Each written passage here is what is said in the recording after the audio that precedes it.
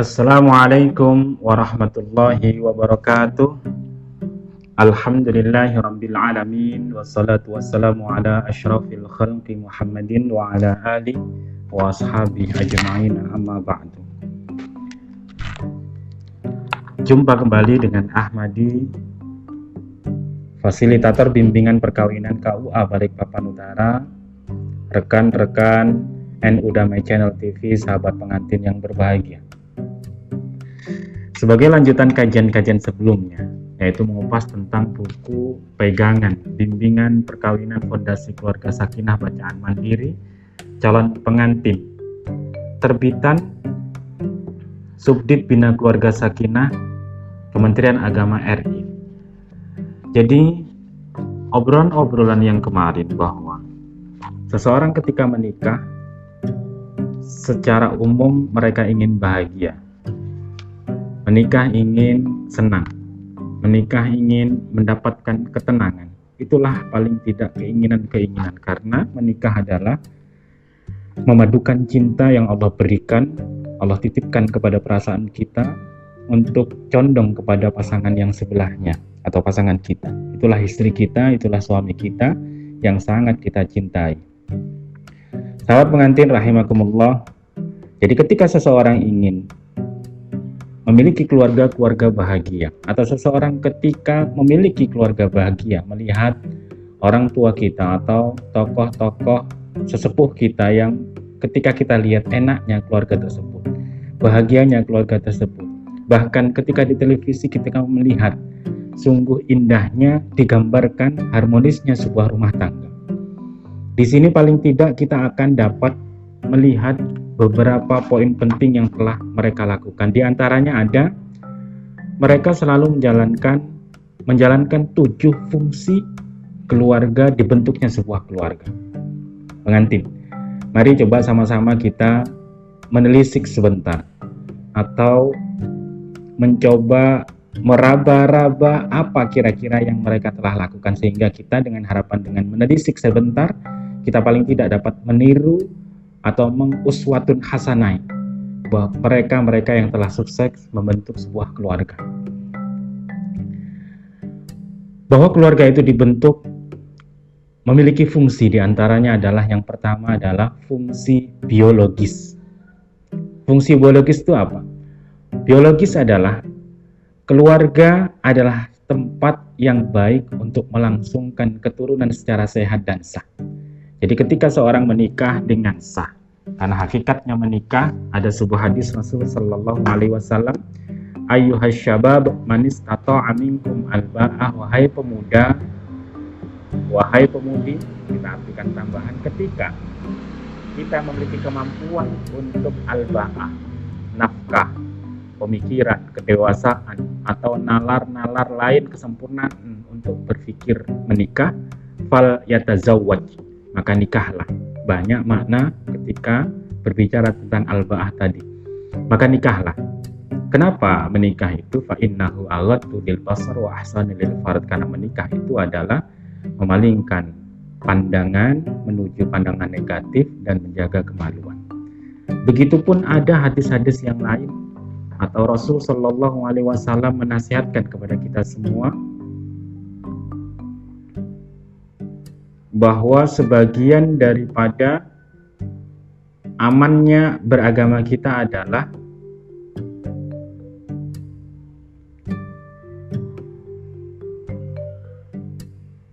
menjaga sesuatu di bawah perut kita. Di sini itu bagian daripada menikah. Jadi ketika kita di bawah perut kita itu, atau bahasa lainnya adalah nafsu, keinginan biologis tadi sudah terjaga, kita sudah menjaga separuh daripada agama atau menyelamatkan karakter beragama kita.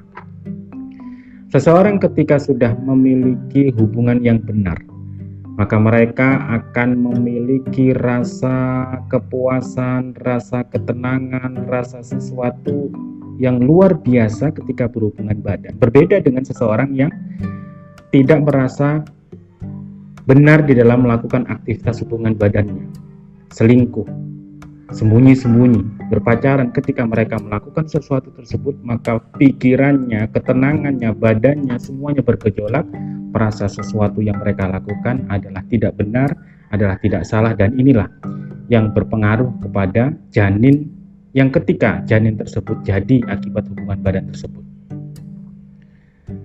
Sahabat pengantin rahimakumullah, fungsi biologis yang lain adalah adanya bentuk kasih sayang di dalam rumah tangga. Kasih sayang orang tua kepada anak, anak kepada orang tua, terjaganya kesehatan, pendidikan yang memadai, dan seterusnya. Itulah penting daripada fungsi biologis diterapkan di dalam berumah tangga. Yang kedua, sahabat pengantin, fungsi yang kedua adalah fungsi edukatif. Ketika keluarga itu terbentuk, maka keluarga itu paling tidak dapat memerankan peran sekolah, peran edukasi, peran mendidik anggota keluarga kita.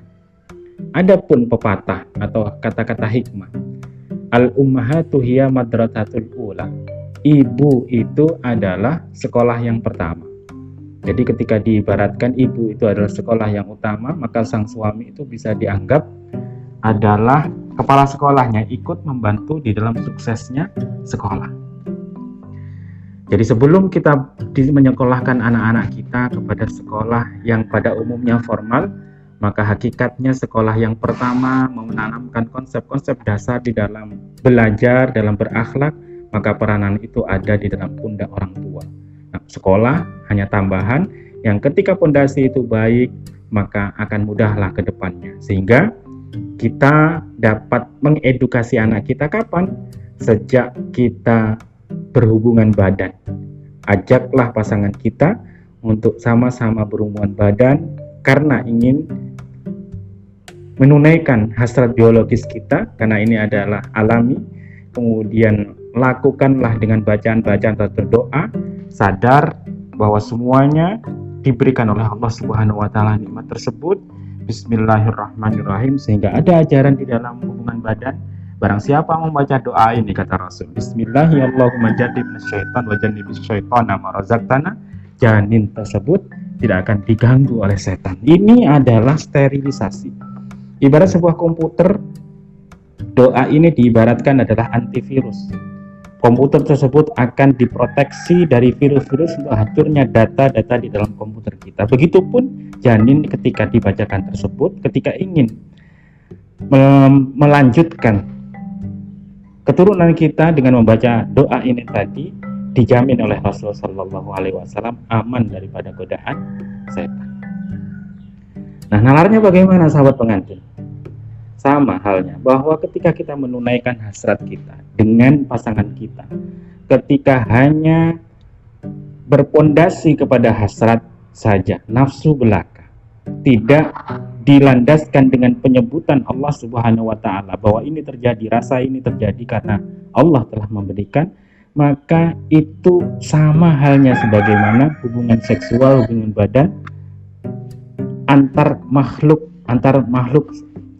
lain, mungkin binatang, sama, mereka pun berhubungan badan namun tidak memiliki akhlak sebagaimana ajaran Rasulullah SAW, dan ini tentu memiliki dampak berbeda terhadap gen yang kita lanjutkan untuk anak kita. Rasa kekuatan spiritual pun akan berbeda ketika tidak dibacakan ketika berhubungan badan.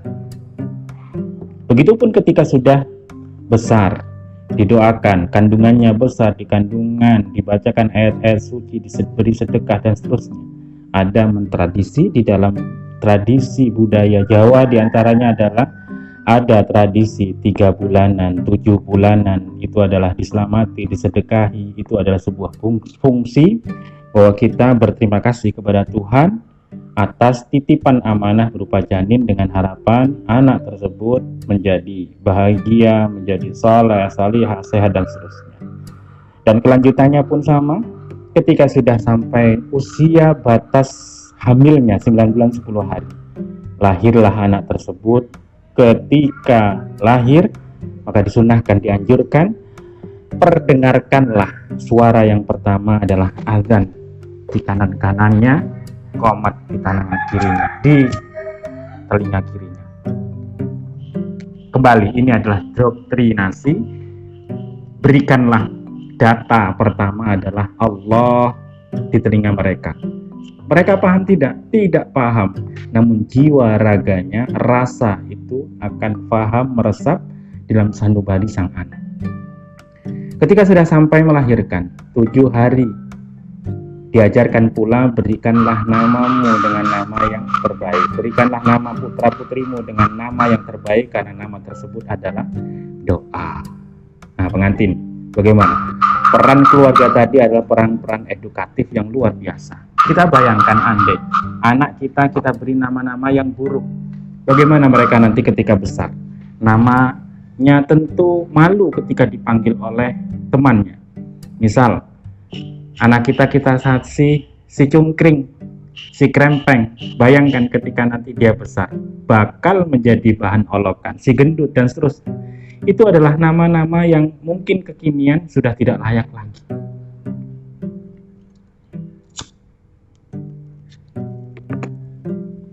Rasul Shallallahu Alaihi Wasallam mengajarkan kepada kita, atau ajaran Islam mengajarkan kepada kita, Allah mengajarkan kepada kita, Nabi Muhammad Shallallahu Alaihi Wasallam panutan kita, uswah kita. Beliau itu dikasih nama dengan sebutan Muhammad. Kalau secara bahasa kita, Muhammad itu adalah orang yang terpuji, orang yang sering dipuji, orang yang baik. Jadi ketika nama yang baik tadi, bayangkan, tidak mungkin orang-orang yang jahat tadi, orang-orang yang tidak suka dengan Muhammad itu memfitnah Rasul Shallallahu Alaihi Wasallam karena namanya sudah baik.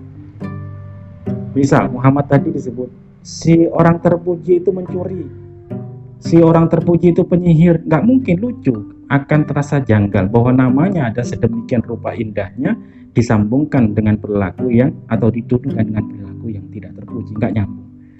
Inilah paling tidak hikmah daripada pemberian nama yang terbaik. Dengan harapan doa tadi, anak pun akan terdoktrinasi untuk selalu melakukan apa-apa yang baik karena sesuai dengan nama yang baiknya.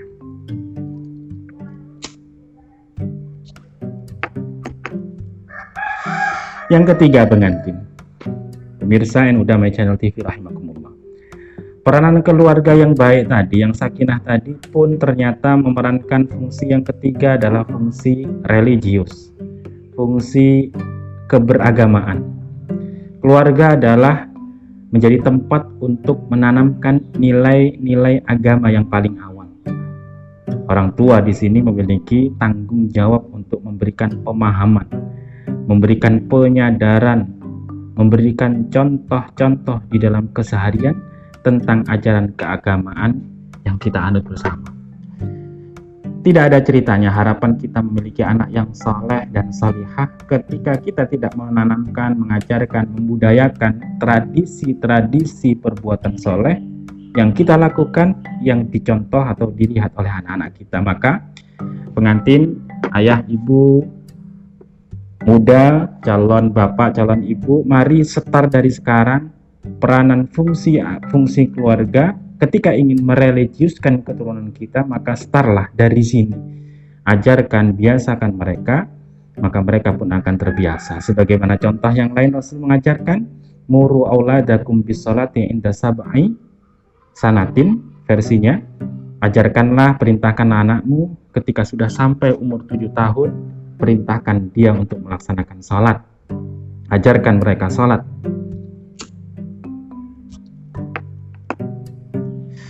Biasakan mereka sholat.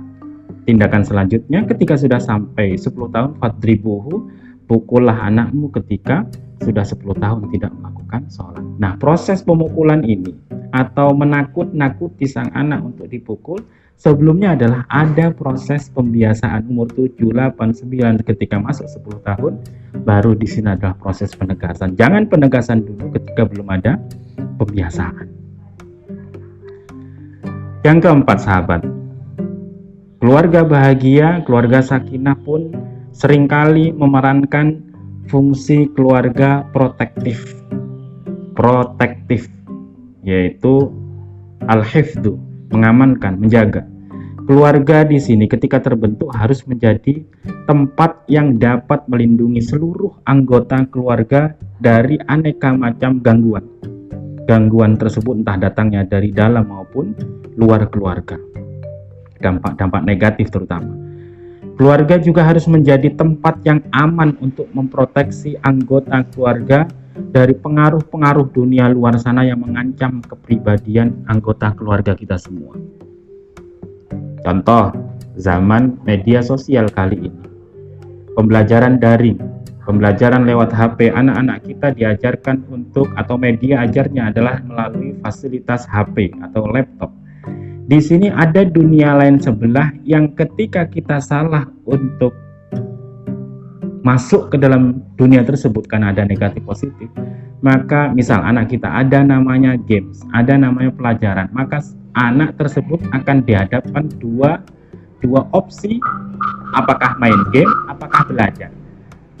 Bagaimana kebiasaan kita atau kita perlu pernah kecil, bermain adalah sesuatu yang menyenangkan, berbeda dengan belajar. Maka ketika anak kita cenderung atau terjerumus kepada permainan game tersebut dan kita tidak peka terhadap kebiasaan anak kita, maka tentu upaya anak kita atau upaya keluarga kita, upaya kita selaku orang tua untuk berusaha mengarahkan ayo anak belajar, maka ini akan menjadi sedikit terganggu ketika kita tidak mengawasi dari awal proses pembelajaran anak kita, termasuk diantaranya diri kita sendiri, orang tua.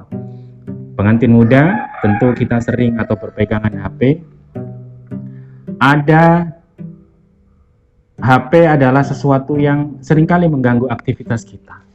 Facebook, Instagram, Yahoo Messenger, itu yang zaman dulu. WhatsApp, seringkali menjadi dominan ingin kita lihat setiap saat. Bahkan kita ingin memposting sesuatu yang sebenarnya kita tidak perlu mempostingnya. Ini seolah-olah kita menjadi terhambakan atau menghamba kepada media sosial. Yang tentunya ini ketika kita tidak jaga, kita tidak rawat, kita tidak membatasi tadi, maka kita akan pun sama terjerumus sebagaimana anak-anak kita tadi terjerumus. Nah, peran keluarga sebagai fungsi protektif, suami mengingatkan istri, istri mengingatkan suami, orang tua mengingatkan anak ketika hal-hal tersebut terjadi. Pengantin yang berbahagia, fungsi yang kelima adalah fungsi sosialisasi. Keluarga yang tadi, keluarga yang bahagia adalah keluarga yang sakinah, adalah keluarga yang mampu berfungsi sebagai tempat untuk melakukan sosialisasi nilai-nilai sosial di dalam keluarga. Mampu mengajarkan bagaimana cara berinteraksi baik dengan keluarga sebelah, dengan tetangga sebelah, dengan cara menerapkan awalnya di dalam berkehidupan di keluarga kita sendiri. Ketika keluarga kita baik, ketika kita mampu mendidik keluarga kita dengan pendidikan yang terbaik, maka tentu alumni keluarga kita mampu untuk berinteraksi dengan tetangga kita yang lain. Yang keenam, sahabat pengantin, keluarga yang bahagia harus memiliki fungsi rekreatif, fungsi rekreasi atau bahasa kita yang sering kita paham. Jadi keluarga itu adalah tempat yang menyenangkan. Ada dalam pepatah juga sama, baiti jannati, rumahku adalah surgaku. Rasul Shallallahu Alaihi Wasallam menyatakan demikian. Jadi digambarkan oleh Rasul Shallallahu Alaihi Wasallam, rumah itu adalah sesuatu yang menyenangkan. Capeknya kita semua ketika kita pulang melihat anak kita menyenangkan, hilanglah rasa capek kita. Seorang suami ketika uyuh, capek, pusing di tempat kerjaan, pulang melihat istri, semuanya hilang. Begitupun sebaliknya ketika istri pusing dengan permasalahan-permasalahan di dalam keluarganya, melihat suami datang, semuanya lepas begitu saja. Ini akan terjadi ketika benar-benar keluarga atau anggota keluarga dapat memerankan fungsinya sebagai fungsi rekreatif bagi anggota keluarga yang lain. Terakhir pengantin, fungsi ekonomis. Jadi keluarga pun harus mampu menggerakkan fungsi keluarga dalam bidang perekonomian. Fungsi ekonomis ini sangat penting sekali dijalankan dalam sebuah keluarga. kemapanan hidup itu dibangun di atas pilar ekonomi yang kuat. Untuk memenuhi kebutuhan dasar anggota keluarga, maka kita pun harus mapan di dalam berekonomi. Oleh karena itu, pemimpin keluarga, seorang suami mungkin atau seorang istri harus menjalankan fungsi ekonomis ini sebaik-baiknya. Keluarga harus mempunyai pembagian tugas secara ekonomi. Siapa yang berkewajiban mencari nafkah? Bagaimana mendistribusikannya? Bagaimana cara menabungkannya? Bagaimana berinvestasi untuk kepentingan-kepentingan keluarga pada bulan-bulan atau tahapan berikutnya. Di sini ibarat perusahaan, keluarga itu adalah perusahaan terkecil untuk baiknya rumah tangga. Ketika kita seorang ibu, seorang ayah mampu memanage perekonomian dengan terbaik, maka pasti dapat kita pastikan kepala keluarga tersebut atau anggota keluarga tersebut ketika diberi amanah di dalam memerankan fungsi ekonomi, maka dia akan mampu mengemban tugas itu dengan tugas yang terbaik. Sahabat pengantin, demikian saja mungkin mengenal fungsi-fungsi daripada keluarga yang baik yang telah diperankan, keluarga yang sakinah yang telah memerankan 7 fungsi tersebut. Jumpa kembali nanti insya Allah pada beberapa episode berikutnya. Kupas tuntas buku Fondasi Keluarga Sakinah, bacaan mandiri calon pengantin. Mudah-mudahan bahagia selalu. Syukron. Wassalamualaikum warahmatullahi wabarakatuh.